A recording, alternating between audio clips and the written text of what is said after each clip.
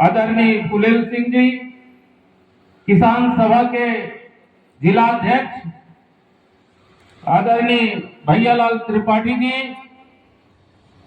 और हमारे किसान सभा के जिला सचिव, किसानों को संघर्ष के राह पर तैयार करने वाले, किसानों के साथ 24 घंटा खड़े रहने वाले हमारे जिला के जिला सचिव आदरणीय रामजीत सिंह जी और इस सभा में हम लोगों के सामने परिवार के स्वरूप बैठे हुए हमारे सभी किसान साथीगण, मैं सबको क्रांतिकारी लाल सलाम करता हूं।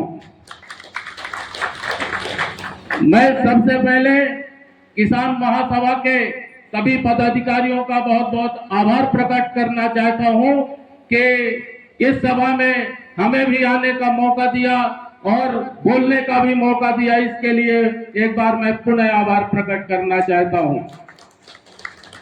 साथियों, हम लोग छात्र राजनीति से ही छात्रों के लिए और समाज के लिए छोटी छोटी सभाओं के माध्यम से और कॉलेज में यूनियन के माध्यम से हम लोग छात्रों के लिए लड़ाई था। और मैं आजादी अखिलेश यादव जी की बातें सुन रहा था कि आजादी के 78 वर्षों के बाद भी आज भी हम इस मंच पर खड़े होकर के किसानों की समस्याओं की, पूरे समाज में व्याप्त समस्याओं की बात कर रहे हैं। जबकि डॉक्टर भीमराव अम्बेडकर जी ने हमारे देश को एक ऐसा संविधान दिया जिसमें अगर सरकार उसके अनुसार बताए हुए रास्ते पर चल करके काम करती तो आज हम लोगों को इस तरह की सभाओं की जरूरत नहीं पड़ती। और इस तरह के साथियों, जब ये सरकारों के कामों के बारे में हम देखते हैं तो हमें नहीं लगता कि कोई लोकतांत्रिक सरकार चल रही है। हमारे पूर्वजों ने अंग्रेजों की सरकारों को देखा है, उनसे लड़ाई लड़ी, देश को आजाद कराया, लेकिन अभी जो ये लोकतांत्रिक सरकारें हैं उनको देखकर नहीं लगता कि आज भी ये लोगों की द्वारा चुनी गई सरकारें हैं। इसमें कहीं न कहीं गलती हम लोगों की भी है। ये गलतियां चालू होती हैं जब चुनाव आते हैं, तो जो चुनाव के टाइम में ये धर्मवाद, जातिवाद और ब्रह्मवाद का चादर उड़ा करके और भ्रमित करके वोट ले लेते हैं और हम लोग गलत आदमी को जब चुन लेते हैं तो फिर हमें इसी तरह आंदोलन की जरूरत पड़ती है। तो साथियों, मैं ज्यादा समय न लेते हुए मैं आप लोगों से इतनी ही विनती करना चाहूंगा कि अगर कोई सरकार, चाहे कितनी भी ताकतवर सरकार हो, अगर वो गलत करती है तो गलत को गलत कहने की हिम्मत रखिए, तो पूरी समस्याएं अपने आप खत्म हो जाएंगी। बहुत बहुत धन्यवाद। जय जवान, जय किसान। धन्यवाद भक्तराज सिंह जी, आपकी जो जनसेवा की भक्ति है मैं उसे प्रणाम करता हूँ, नमन करता हूँ।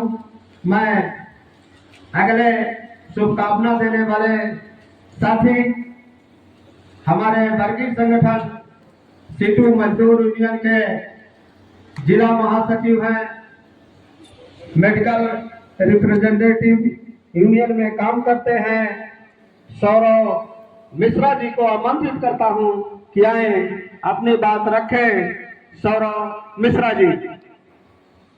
की 10वें किसान सभा का अध्यक्षता कर रहे हमारे अध्यक्ष मंडल के साथी कॉमरेड भैयालाल जी, कॉमरेड सौखीलाल जी, विशेष तौर पर आज के सम्मेलन के लिए पधारे हुए हमारे बीच में उपस्थित कॉमरेड अखिलेश यादव जी, कॉमरेड राम नारायण पुररिया जी,